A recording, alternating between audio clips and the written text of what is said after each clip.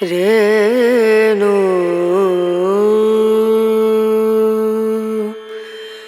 রনা রনা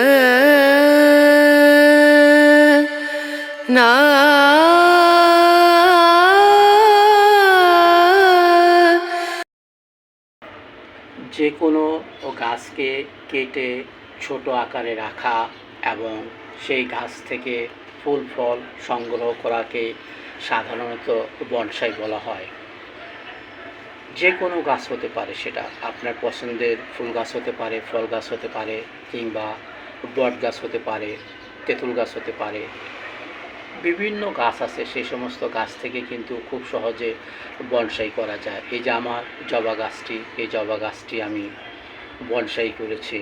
এর ডালগুলো যদি দেখা হয় তাহলে দেখবেন যে এর যে গোড়াটা কত মোটা ডাল, এবং উপর থেকে আমি সবসময় এটাকে কেটে রাখছি যাতে গাছটা বেশ বড় না হয়, এবং ছোট একটি পাত্রে রোপণ করে রাখছি যাতে এটা থেকে আমি ফুল পেতে পারি। আজকে আমার এই জবা গাছটিতে ফুল ফুটেছে, আমি মনে করি যে আমি সার্থক। কারণ হলো, একটি শখের গাছ থেকে ফুল ফল পাওয়া এবং সেটা যদি হয় বনসাই, তাহলে তো কোনো কথাই নাই।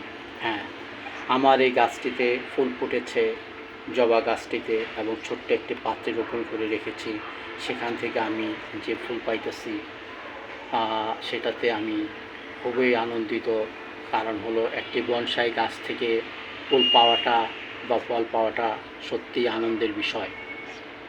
আমার এই জবা গাছটিতে আমি ফুল ফোটাতে পেরেছি, একটা বনসাই আকার ধারণ করতে পেরেছি। আসলে বনসাইটা সম্পূর্ণ নিজের উপরে নির্ভর করে, কিভাবে বনসাই গাছ করব, কিভাবে রাখবো, কতটুকু পরিমাণ রাখবো, সৌন্দর্য সব কিছু নির্ভর করে নিজের ইচ্ছার উপরে। একটি গাছ থেকে তুলনামূলকভাবে গাছটিকে কেটে ছোট রাখা এবং সেই গাছ থেকে ফল ফুল পাওয়া, সেটাই বনসাইয়ের সার্থকতা।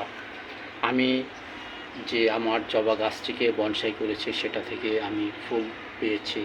আমি মনে করি এটাই আমার জীবনের সবচেয়ে বড় সার্থকতা। এবং যে কোনো গাছকে ইচ্ছা করলেই যে কোনো গাছকে বনসাই করা যায়, এবং সেখান থেকে কিন্তু ফুল এবং ফল খুব সহজে পাওয়া সম্ভব। রেণু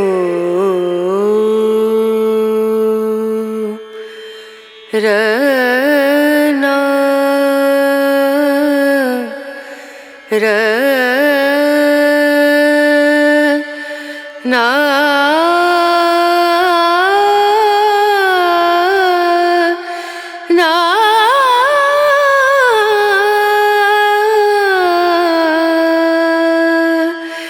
রে